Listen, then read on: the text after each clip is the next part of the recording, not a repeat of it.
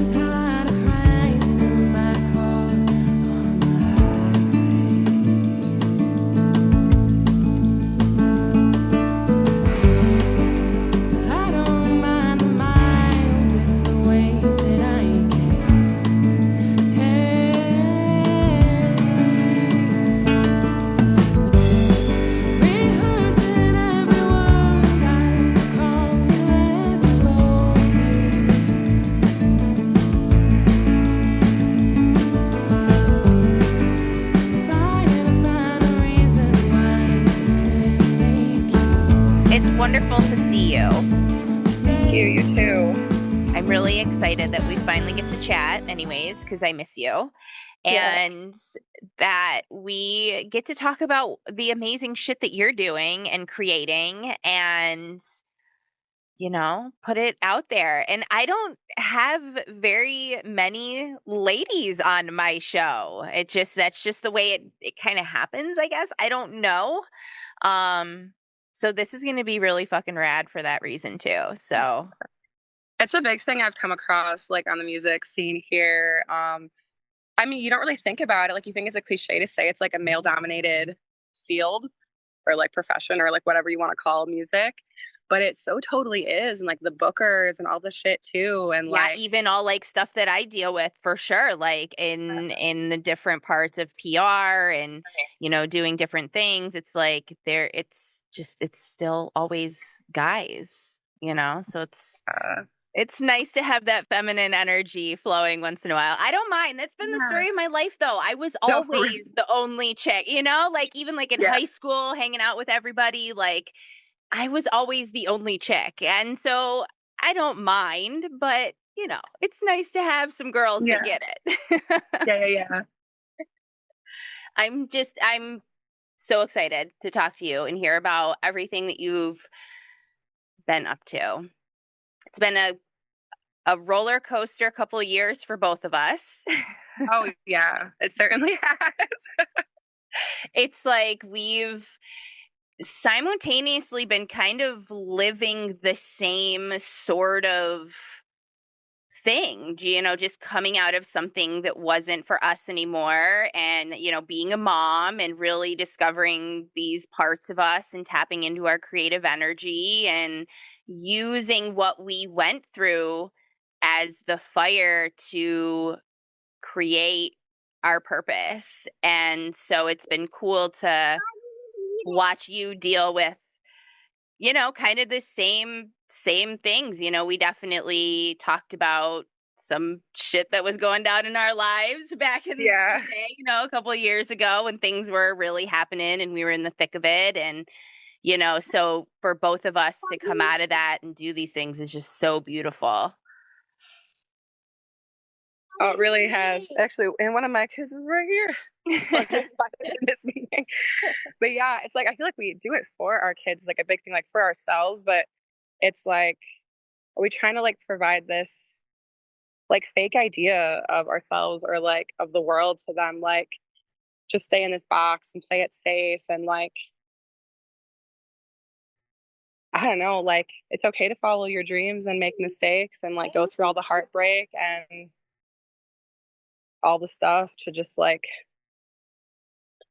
I know exactly what I'm saying, but But a really, big like, thing about encompass the human experience. Like, that's what it is. Like, we're here to live and we're here to yeah, experience different things in life. And sometimes that's heartbreak, and sometimes that's stuff that's, hard. And, you and I have very similar ideologies about the way the universe works. And, things happen because you have to heal and you have to do different things and you have to whatever. And, that's a deeper dive for another time for sure, but that's part of being here. And you know having these beautiful humans that there's a reason that you had to do what you had to do so yeah, that they can be here, like to kind of have that mentality about it. And I think about that when the days when the shit is insane in my house.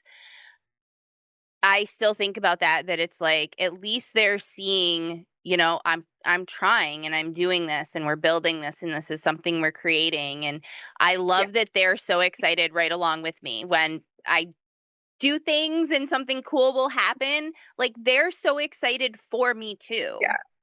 Oh yeah.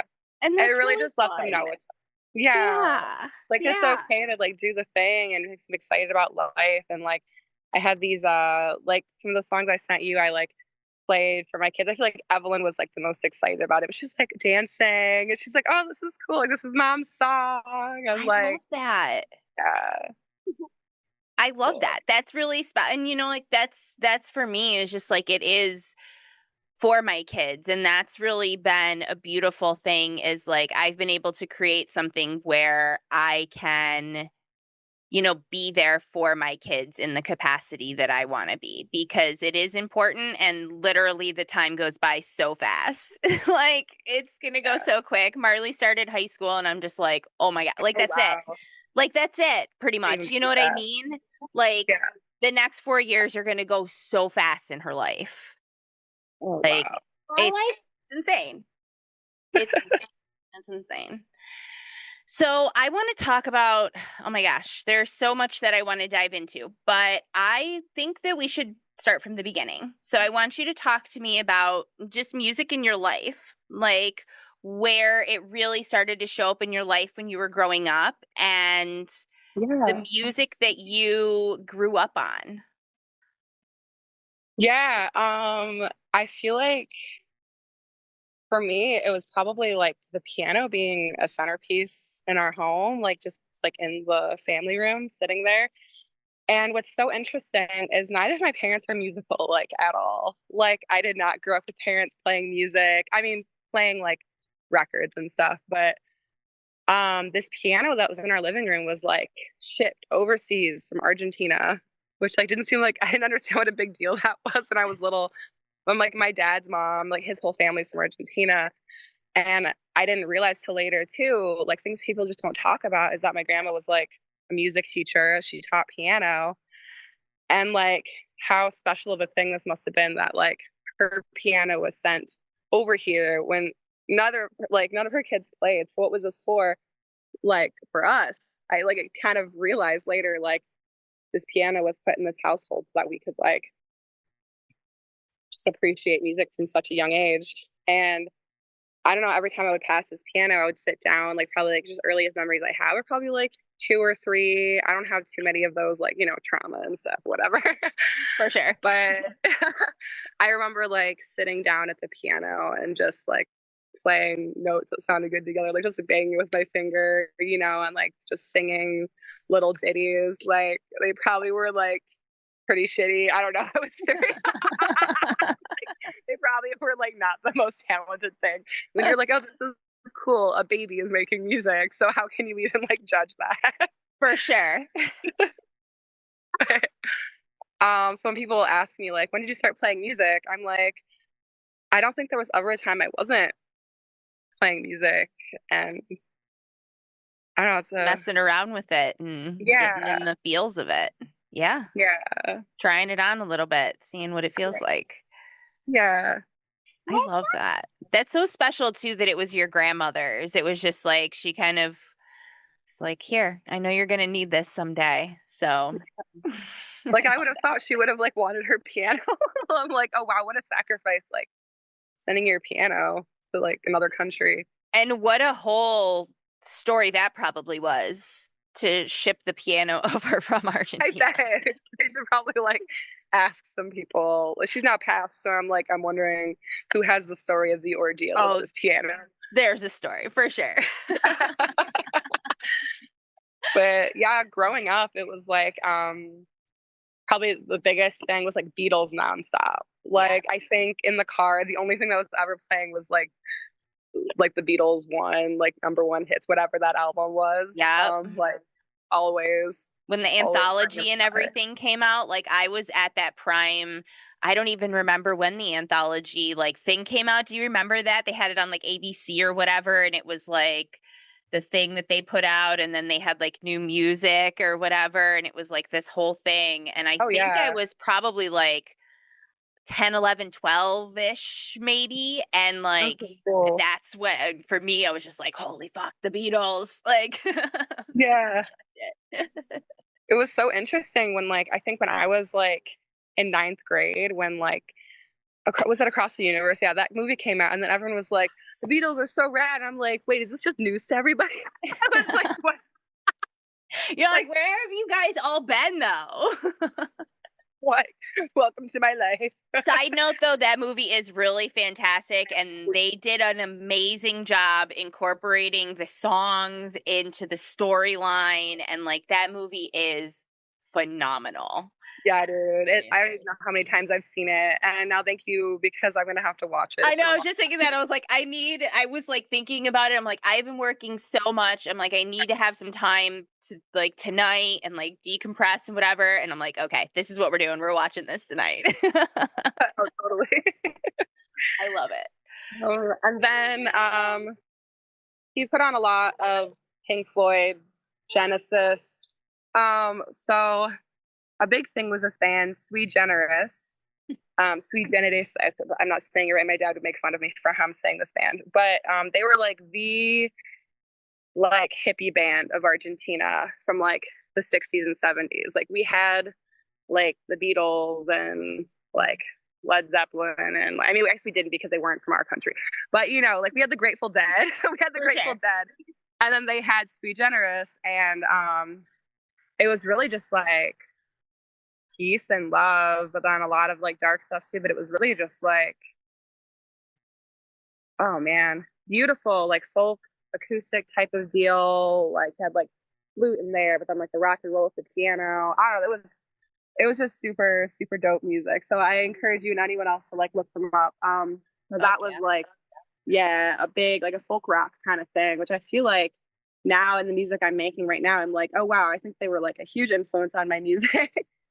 um and yeah, like super tramp, weird progressive Oh yeah, stuff. I grew up. Yeah, my mom was a huge Supertramp fan, so that was always like playing in our house and Genesis too. And so yeah, I was spoon-fed the 70s progressive rock Oh and yeah, that's still my comfort zone for sure. totally. So And good they're like, though. why'd you grow up to be a hippie? Like, what's wrong with you? I'm like, it's literally the music you played me. Like, what are you talking about? Like you did this though. Like and my mom will say that it's funny cuz just everything that I'm doing now and what I've created and built and everything and she goes, we should have known.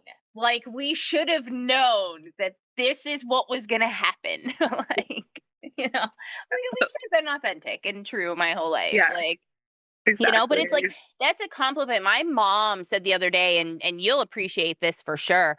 My mom said the other day, she's like, you know what, I'm really proud of, especially the past year and everything. And she's like, you've really come back to like your younger child self and the things that really like made you feel good and you like to do when you were a kid. And I'm like, that makes me like the amount of like healing and stuff to get to that point and to like have somebody else say that and it to be your mom was just like that was like a big thing for me. I was like, fuck yeah. No, You that's know? huge. I want to ask you because we were talking about it at the top about, being the only females usually in the room and it being such a male dominated field. Everyone that you mentioned as influences growing up are all male artists. So, what Yeah, female and then I was artists? were I your was like about to influences? like go on too. So I think I started off with like these were my dad's influences. And then my mom, it was like she always played okay, it was like Carole King was probably like this huge, huge influence. I mean, like Fleetwood Mac for sure.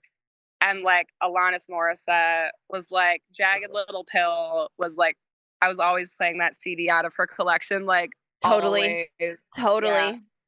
Oh yeah. And And that freaking album is still like holds up and it's a fucking banger. Like yeah, dude. Yeah. Every time I play it, I'm like, wow. People are like, will be like, you kind of remind me of Alanis Morissette. I'm like, oh, thank you. That's such a huge compliment. I'm like, huge fucking compliment, dude. Thank you. God.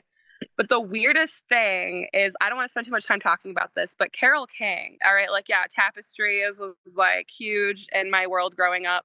But Really Rosie, have you heard of this? Mm-mm. Okay, so Really Rosie was this like cartoon musical that came out, I think, in like oh my goodness. It probably was like the 70s or so. Oh my God. And I'm gonna have to look this up. I can't remember. But there was this soundtrack and it was like all Carole King. It was like a musical written by Carole King. And it was like, I don't know, this was a huge part of my childhood was like um chicken lemon soup with rice. I don't know if I can remember in this moment, but like I random love weird kids this. stuff. Yeah. Carole King. And so I was like, yeah, I don't know. I don't listen to her that much anymore. I feel like I should, and that's kind of like depressing.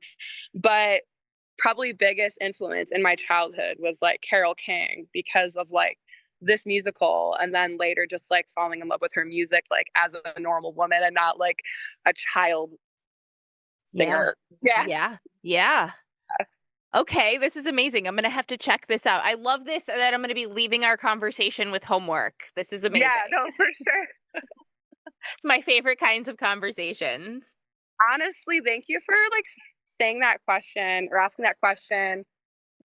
Because I got into a discussion with this like last year where like I was bringing up influences for my music, and then this woman's like, "Who are your favorite? Who are like your favorite female musicians?" And then I was like, "Oh shit, I really have to like think about this for a minute." I'm like, "What was it in my life that shaped me as a female musician?" It's just like I feel like maybe we're brainwashed a little bit in this like male dominated field, like we don't even realize it.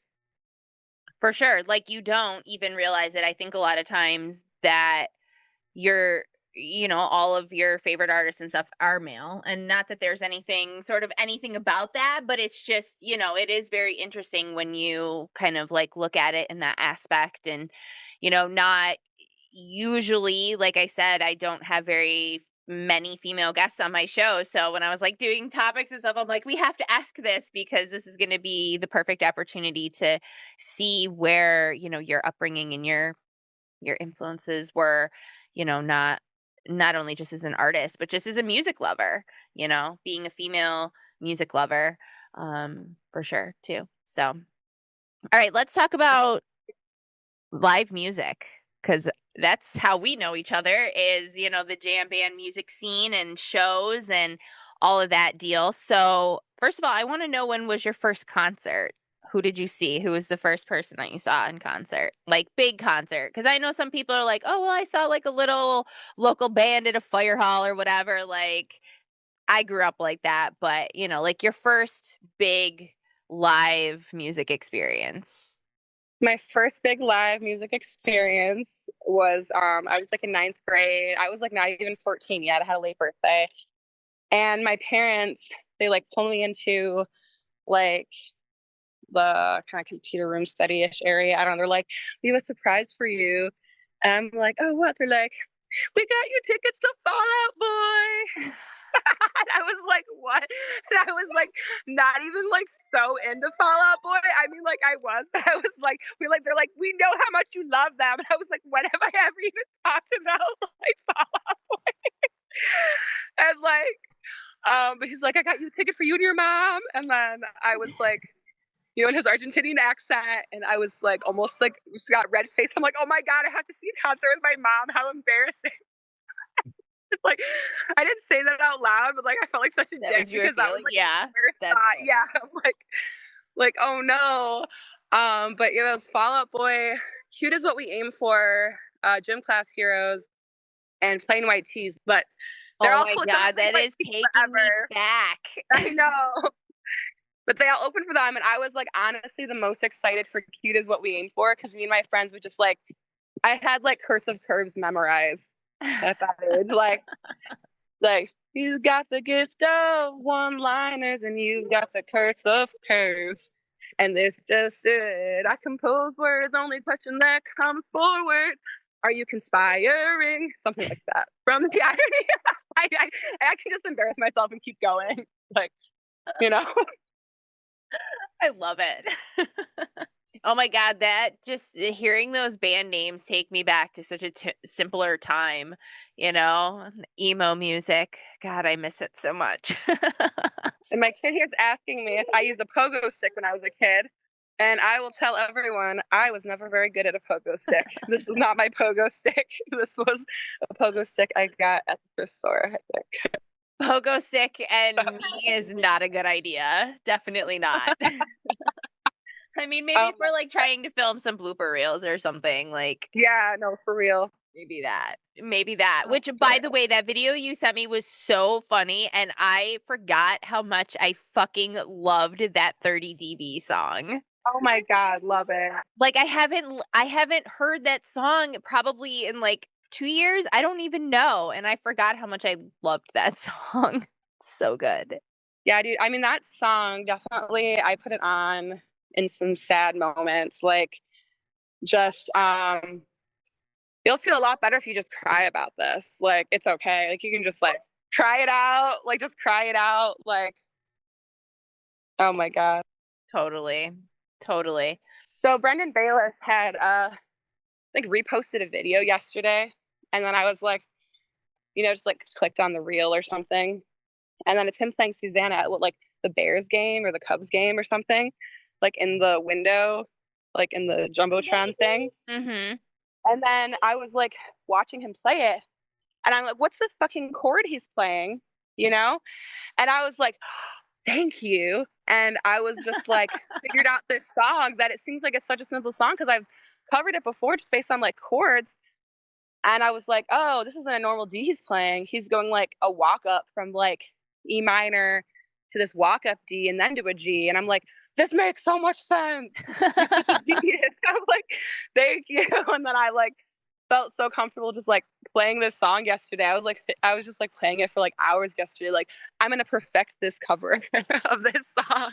Fuck yeah, I I love was that. like, in that video I sent you, I'm like, dick, it's not a normal D. I'm like such an asshole. I'm like, you dick. What the fuck? It's a walk up. It's Bayless. It's okay. It's Bayless thinks that this is a term of endearment, so you're fine. Like, Yeah. look at who we're talking Like, about. fuck you. Fuck you with your fake D. With your face, and he would appreciate all of that. He would love that. This is Bayless we're talking about. That video or something. Oh my God. That's amazing. I fucking love that. All right. Well, I have to talk about guitar. You know how I feel about it. So tell me when you picked up the guitar for the first time and what inspired you to do it. Wow, that just like brought me back. Instantly the first image that comes into my head as Shabbat dinner at like our rabbi's house who like lived in our neighborhood, and he had a guitar, and I would just like go over in the corner and pick up his guitar and like play it on the floor. Wow, I haven't thought about this in a long time, but yeah, I think that was like the first time that I really picked up a guitar.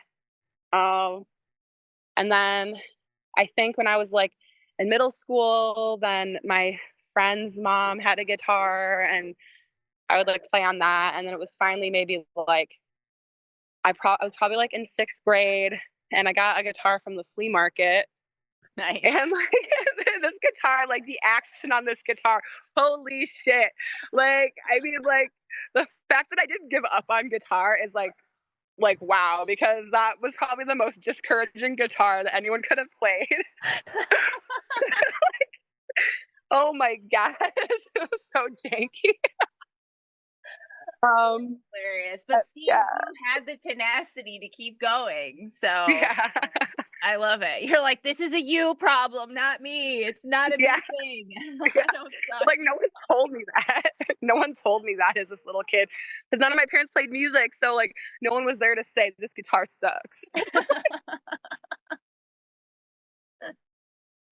God, but yeah, I kept going. Got like a real guitar. When I was like maybe in seventh grade, probably like the next year. Yeah, I got like I think like a Yamaha guitar from like Costco. Had like the amp. It was like an It's a electric step up. guitar. Yeah, and then Moving up. electric guitar. Oh yeah, I did just get an electric guitar recently. Going back to that a little bit. No, you got another electric guitar. You got two electric guitars that I bought myself and one at your house. Oh my, he's listing all these guitars I have. Love it. That's my son. But yeah, when I was in He's your eighth little grade, roadie in training. I my love little it. roadie training. Yeah. When I was in eighth grade, my dad got me a guitar for my birthday. With I was like, I wanted to take. So I was finally like, I want to take some lessons instead of just like dicking around with little books and things. Um, and then but he was like the kicker is or the what's that word? Okay, there's a whatever. The thing was, it had to be a classical guitar because he's from Argentina. Okay. So Yep. he bought me a classical guitar, and in that moment, I was like, "Fuck this shit! Like, this isn't rock star shit. Like, why am I playing like this classical guitar?"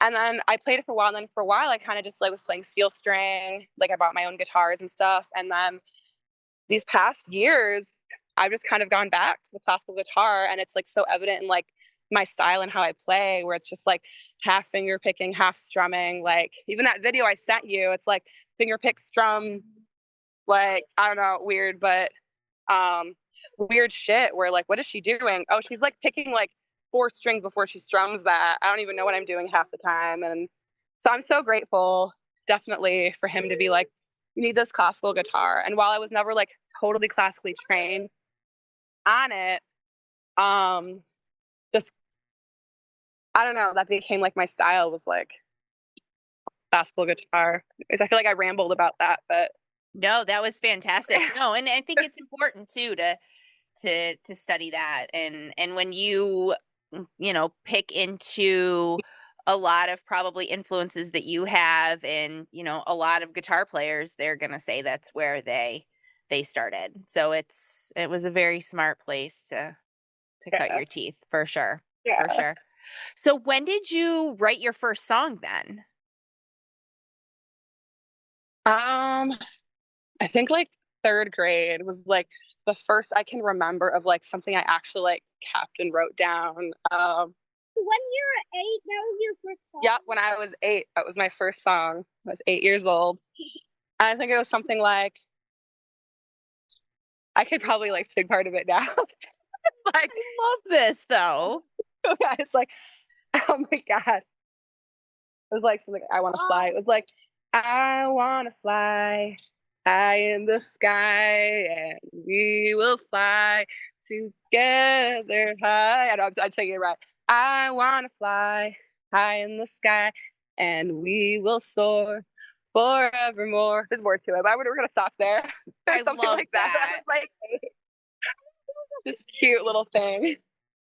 That is very cute. And the fact that you remember it too, it's just that it left an impact. So that is very cool. So I want to come back to the whole live music thing because, as you know, it's always been my whole core value of my company and my media company and everything is the community that is surrounds music. And then when you get into the jam band community, like it's thick, the people that you meet and the experiences that you have with folks.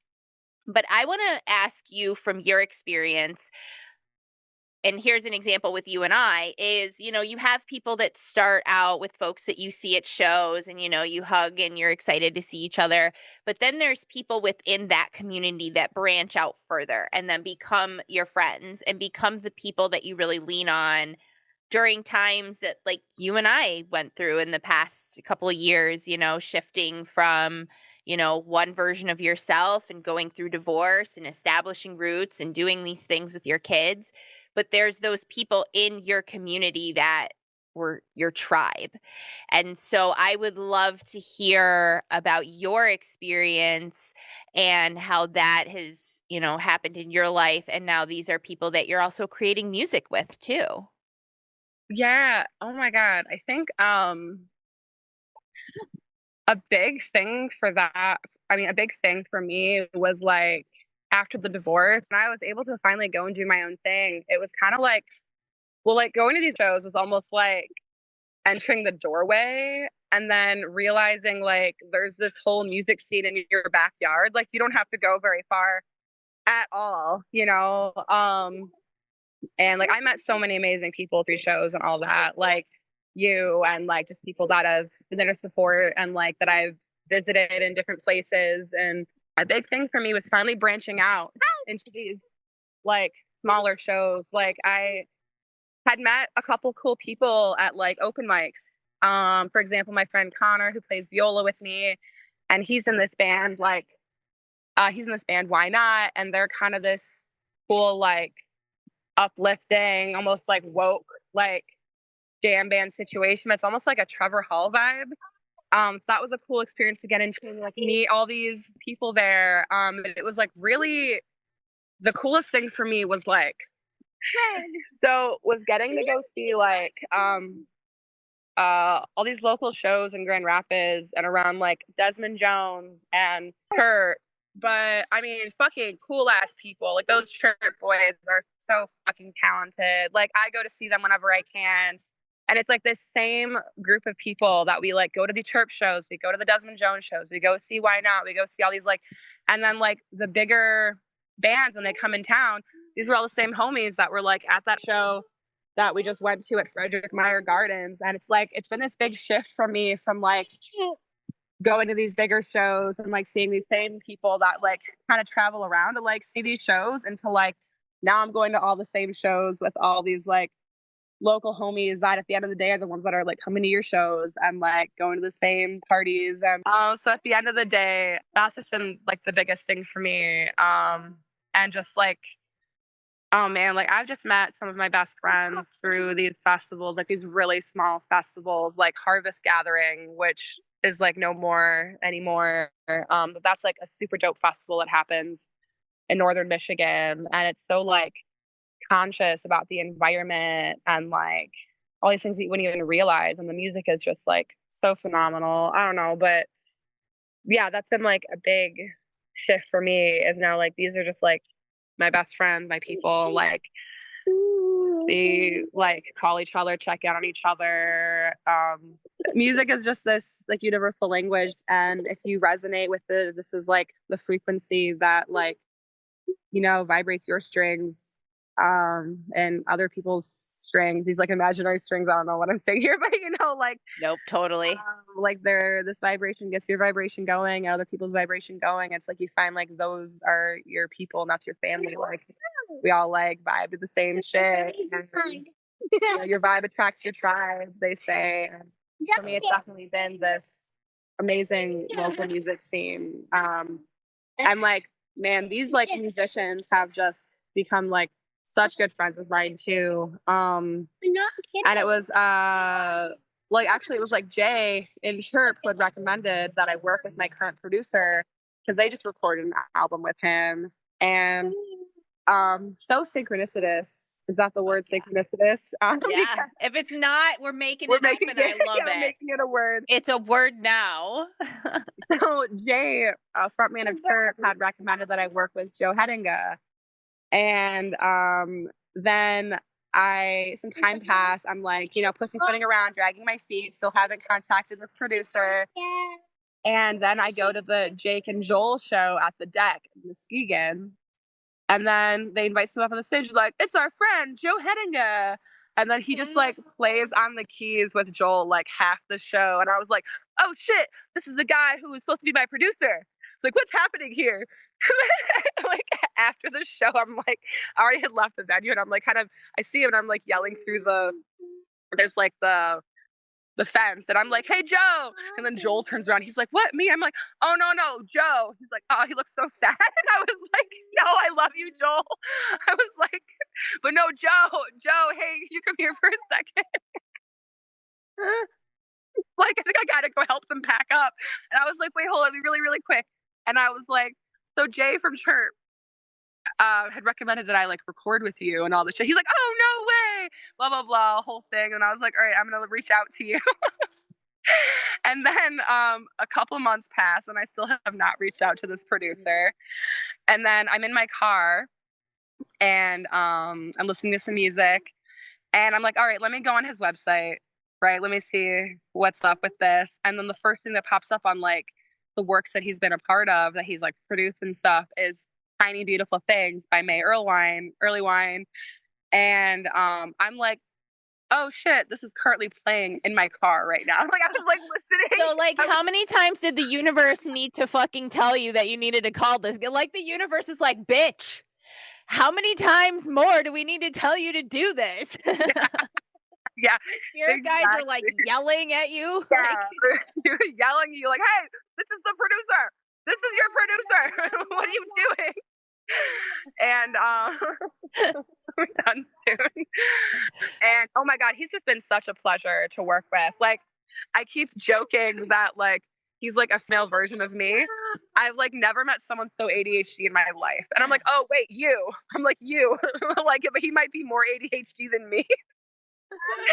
And he's like just a musical genius. So it's just been like a lot of fucking synchronicity with this album, and it's just been a long time waiting and long time coming. And I couldn't have asked for a better producer. It's like he hears the vision. Like, I don't even have to say much, and like what comes out of working together is like so true to this like this feeling and like what I hear. And it's been such like this hilarious magical journey recording this album. And like it's been a humbling experience, because this is gonna cost me a lot more money than I thought this was gonna cost me. I'm like, oh shit, like there's a way to do this cheaply, and there's a way to not do this cheaply.